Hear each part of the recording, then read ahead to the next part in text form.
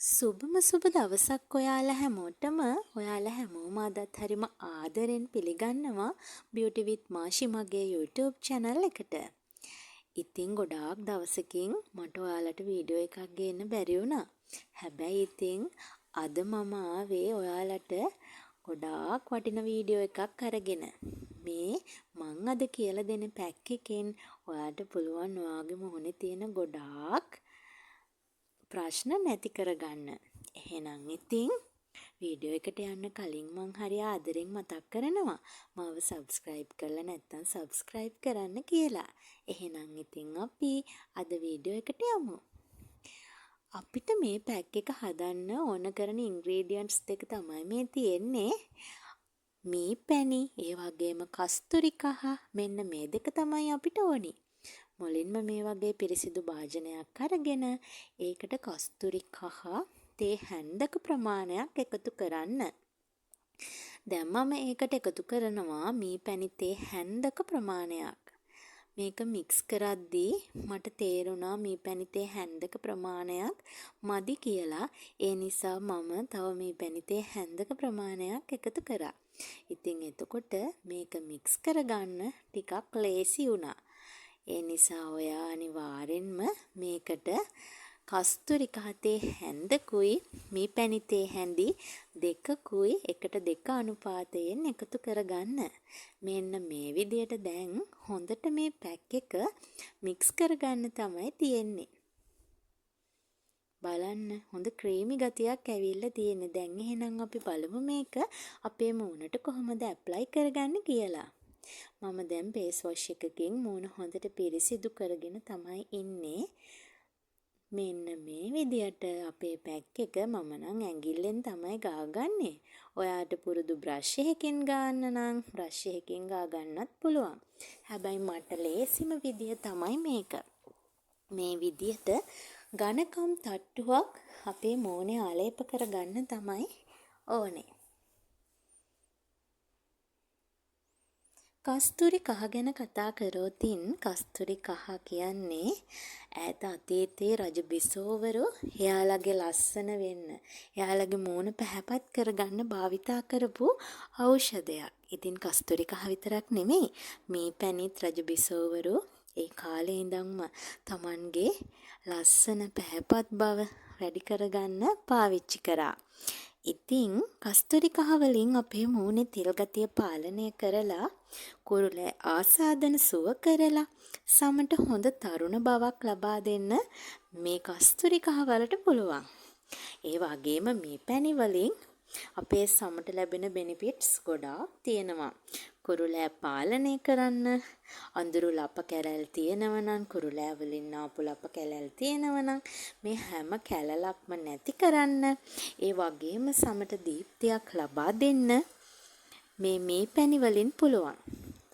ඒ වගේම දෙයක් මතක් කරන්න ඕනේ, සමහරු කියනවා මේ පැණි ස්කින් එකට හොඳ නෑ, ඩ්‍රයි ස්කින් එකට හොඳ නෑ කියලා. ඉතින් එහෙම එකක් නැහැ. මේ පැණි කියලා කියන්නේ අපිට ඕනම සමකට පාවිච්චි කරන්න පුළුවන් හොඳම ඖෂධයක්. ඉතින් මේ දෙක සොසංයෝග වෙනවා කියන්නේ අපේ මූණේ දීප්තිය, පැහැපත් බව මේ හැමදේම ගොඩාක් වැඩි වෙනවා. එහෙනම් ඉතින් ඔයාලා මේ දකිනවා වගේ මේක හොඳට ඇප්ලයි කරගන්න.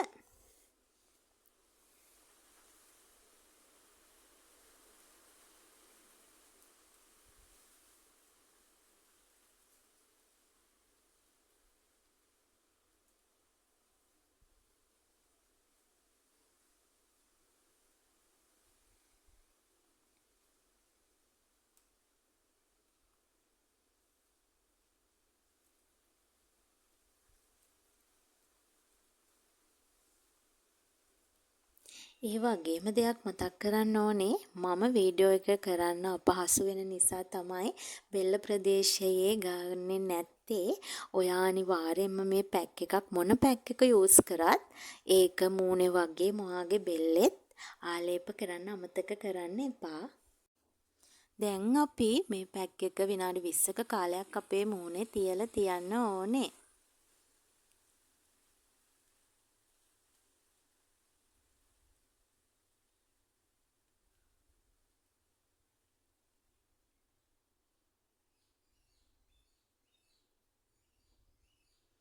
මෙන්න මේ මම විනාඩි 20ක කාලයක් මගේ මුහුණේ පැක් එක තියලා ඉවර වුණාම තියෙන විදිය.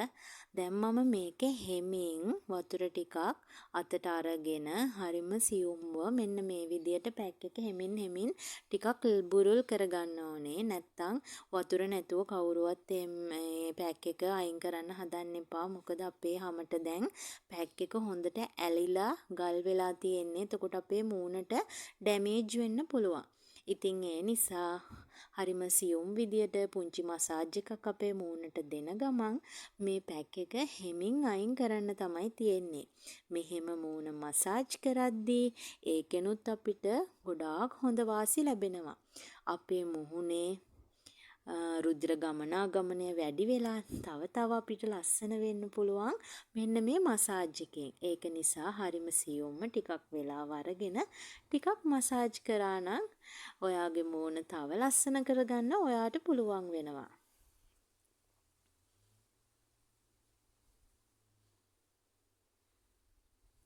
ඒ වගේම මතක් කරන්න ඕනේ මේ පැක් එක ඔයාට පුළුවන් සතියට දෙවතාවක් විතර පාවිච්චි කරන්න. ඒ විදියට පාවිච්චි කරොත් ඔයාට අනිවාර්යෙන්ම මාසයක් විතර යනකොට ලප කැලැල් නැති හරිම ලස්සන රන්වන් පාට සමක් ලබා ගන්න පුළුවන්. ඉතින් මේ පැක් එක අයින් කරාම ඔයාලට පෙනේ මගේ මූණට උනත් මම මේ පැක් එක ඇප්ලයි කරන්න කලින් තිබුණු මූණත් දැන් තියෙන මූණත් කොච්චර එළිය වැටිලාද මගේ මූණට කියලා. මගේ මූණ හරිම පැහැපත් වෙලා කහ පාට ගතියක් ඇවිල්ලා මාරම ලස්සන එකක් වෙනවා. ඉතින් ඔයාටත් අනිවාර්යෙන් මං කියපු විදියටම මේ ටික කරොත් ඔයාගේ මූණ ලස්සන කරගන්න පුළුවන්.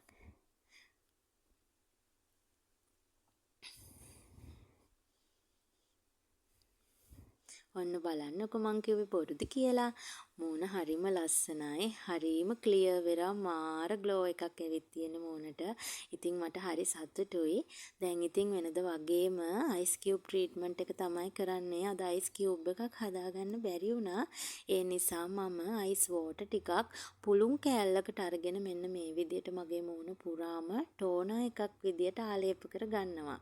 ඔයත් අනිවාර්යෙන්ම පැක් එකක් දාලා ඉවරුණාම ස්ක්‍රබ් එකක් කරලා ඉවරුණාම මේ විදියට අයිස් කියුබ් එකක් හරි අයිස් වෝටර් ටිකකින් හරි අපේ මූණ ටෝනර් කරගන්න අමතක කරන්න එපා. මොකද අපේ මුහුණේ සිදුරු දැන් ඕපන් වෙලා තියෙන්නේ. අපි අනිවාර්යෙන්ම මේ ඕපන් වෙච්ච සිදුරු ආයෙමත් වහන්න ඕනේ. ඉතින් ඒ නිසා තමයි මේ ටෝනර් කරන්නේ.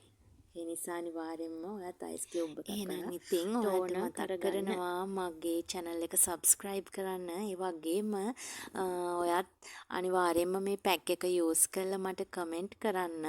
මං හරි ආසාවෙන් බලන් ඉන්නවා ඔයාගේ comment කියවන්න. එහෙනම් ඉතින් අලුත් වීඩියෝ එකකින් ආයෙමත් හමු වෙමු. එතකන් ඔයාලා හැමෝම පරිස්සමෙන් ඉන්න කියලා හරිම ආදරෙන් කියනවා. එහෙනම් ඉතින් ඔයාලා හැමෝටම බුදු සරණයි.